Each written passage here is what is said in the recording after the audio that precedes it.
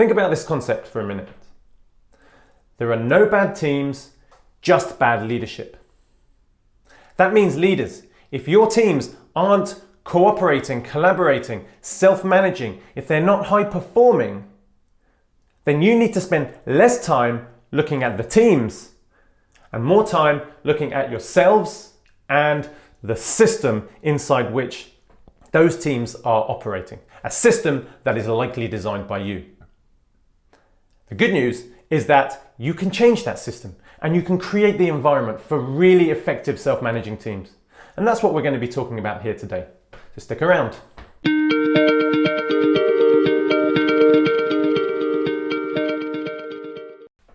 Welcome back, folks. Karim.harbott here, as ever, talking all things business agility and innovation.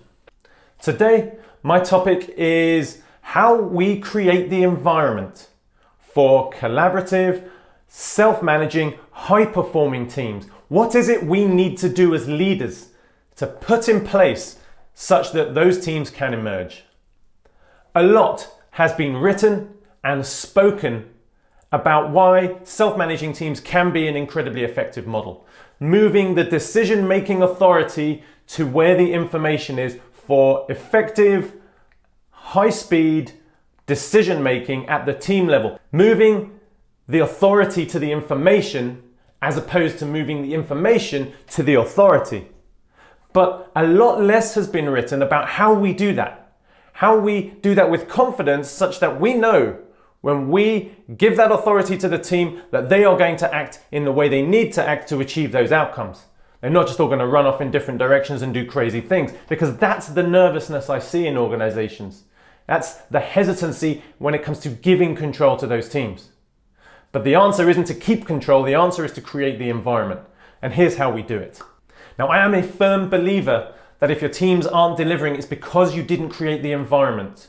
It's not down to the teams themselves, it's down to the context in which they're operating. So how we create that environment is incredibly important, and it means that we don't necessarily have to change personnel. We may, but we probably don't.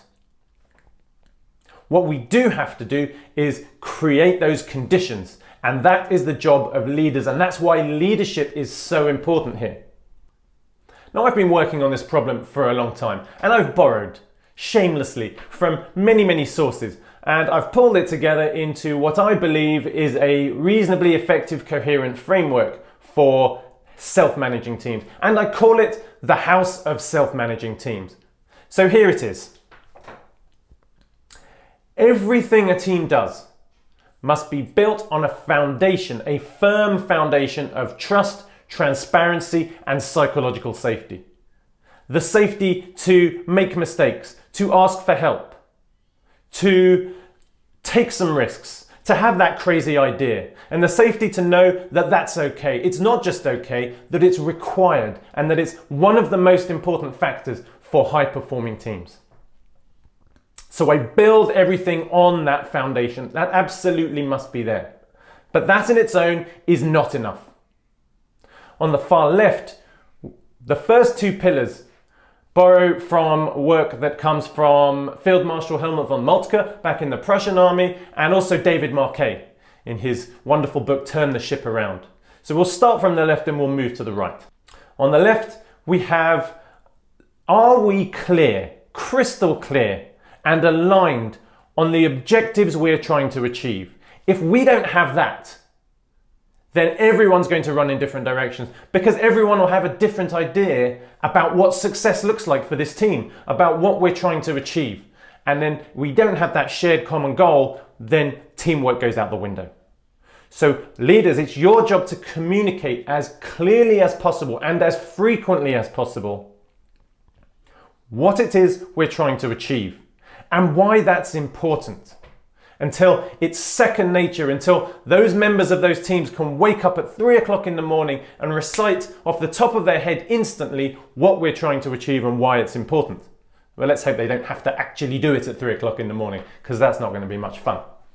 So leaders, communicating that is vital. And the second pillar is the technical competence. Do we have the skills and the capability to do it? Because it's one thing knowing what to do, it's a whole nother thing knowing how to do it. So again, if we want people to take the right course of action, then they need to know not just where we're going, but how they're getting there, and they need to have those skills. Those two pillars are reasonably well known and well written about. The middle pillar there is, do we have the resources to do it? Because again, we may know what we're doing and we may know how to do it, but if we don't have the tools we need, then we're never going to get there, or we're going to get there much, much more slowly and ineffectively than we ordinarily would. So we need to make sure we have that, and we're providing those resources to the team to help them be as effective as possible. And ideally, allowing the team to choose the resources that work best for them, not imposing something on them because we got a nice enterprise deal with this company over here and it came bundled. So can we just use this please, because it's cheaper, right? We need to give the teams the tools they need to be effective. It will pay for itself and then some. Now the next one, the fourth pillar along, is one that is incredibly difficult to achieve and almost always forgotten. And that is, do we have aligned incentives? Is what's best for the individual the same thing as what's best for the team? And is that the same thing as what's best for the organization as a whole?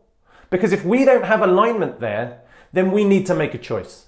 Do I do what's right for me, my pay and my promotion and my progression? Or do I do what's right for the team and sacrifice that? And everyone's going to make their own choice there, right? But it's an incredibly difficult thing to make that choice between what's best for me and what's best for the team. Ideally, those things are the same thing. We align the interests of the individual, the team, and the organization such that there is no choice. That the right thing for the team is the right thing for the individual, is the right thing for the organization, and that's what gets incentivized and that's what gets rewarded. Otherwise, we can know what we're doing, we can know how to do it with the capabilities, we can have the resources we need and still do something else because that's what's good for me personally. It happens a lot in organizations, and that's why bringing HR along for the ride is so important. And finally, kind of a bit of a catch-all on the far right here, we remove all of the barriers that are in the way. I like to use the analogy of a Ferrari in a traffic jam. There's no point in working on the engine of that Ferrari if the problem is that there's a bunch of cars in front of you. We need to move those cars out of the way. And the organization is wonderful at putting impediments in the way of getting job done, of achieving outcomes. Blockers, sign-offs, reviews, regulations, rules that prevent us, bureaucracy. So we need some of those things, but also there's a whole lot of stuff we don't need, and there's a whole lot of stuff that prevents us from achieving outcomes. So leaders, you need to clear the traffic jam and allow the teams to move down the road. So there we are. If we put in place those elements there, the trust and transparency and psychological safety as a foundation, and we build those 5 pillars on top of it, it's highly unlikely that your teams aren't effective and aren't self-managing and aren't highly collaborative. But don't expect it to just happen. You, as leaders, have to create the environment for it to happen. Just like gardeners have to create the environment for flowers to grow. We don't shout at the flower when it doesn't grow. We give it what it needs. And it's exactly the same with teams. So bear that in mind, take ownership and create that environment. Thanks for listening, folks. I hope that was useful to you. If you'd like to know more about this model, which I call the House of Self-Managing Teams, I do cover it in my book, The 6 Enablers of Business Agility, as well as various other trainings that I offer. So if you're interested in going deeper, please check those out. I will see you next time when I will be talking about some other aspect of business agility, innovation, culture, high-performing teams, all the stuff that we know and love. Thank you so much for watching. Please subscribe if you enjoyed this. There'll be plenty more coming. Until then, have a great week, folks. I'll see you next time.